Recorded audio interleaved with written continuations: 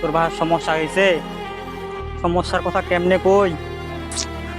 তোর মা মারা গেছে, তোর বাসা যাওয়া লাগবো।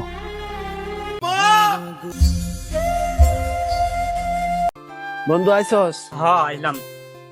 চ, দেরি হয়ে গেছে আজকে। মহাজন যারো কি কয়, চ কাজে যাই। তো ঠিক আছে চল। বন্ধু, সামনে তো ঈদ, অনেকদিন হইতেছে বিদেশে আয়া নার্সারির চাকরি করি। আমার মায়ে অনেক কষ্ট করিয়া আমার তার সোনা দানা বেচে বিদেশে পাঠাইছে। এখন আমি সামনে ঈদের ছুটি দিব, হ্যাঁ আজকে বেতন দিব, হ্যাঁ। বিকাল টাইমে বন্ধ আছে, তুই আর আমি মার্কেটে গিয়া আমার মায়ের জন্য কানের দুল নিব। আমার তো নেওয়া লাগে রে। তো ঠিক আছে, তাহলে বিকাল বেলা যাবো। আচ্ছা চ, কাম করি গা। বন্ধু, হ্যাঁ বন্ধু, কাজ কাম তো করলাম, চ দুপুরে লাঞ্চটা করে আসি চল, গা। খিদা লাগছে খুব রে। চ। বন্ধু কি সমস্যা বলতো তোর এখন? বন্ধু, বাড়িতে আমার মায়ের অনেক অসুবিধা রে বন্ধু। এই বিদেশের মাটির ডাল ভাত খেয়ে আর দিন যায় না রে বন্ধু, অনেক কষ্ট হয়। এইখানে আত্মীয় স্বজনের কথা শুনি, বাড়ির মানুষগুলার এত কিছু আবদার পূরণ করি, কিন্তু কারো মন পাই না। বিদেশি থাকালে তো কষ্ট করতেই হবে রে বোকা, তুই কি জানোস না নাকি?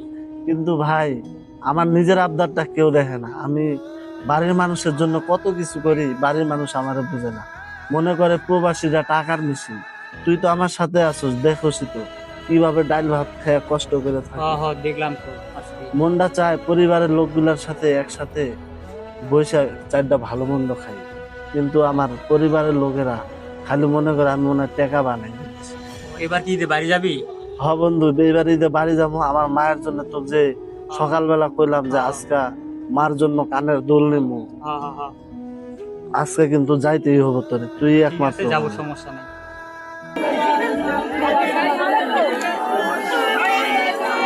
ভাইজান, আপনি কই আছেন? আপনার সাথে কি আমার ভাই আছে?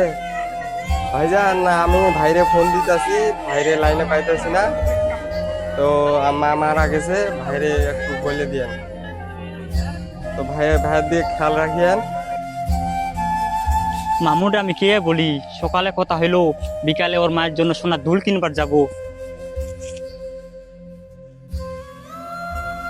সমস্যা নাকি? কাজ কাম ফেলা দিয়ে কি ভাবতাস?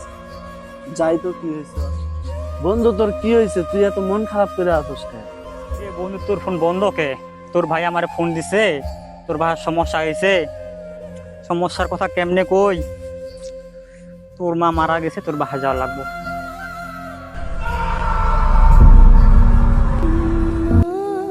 মা, তুমি স্যার আমার অসুস্থ মনটা কেউ বুঝতে পারে না।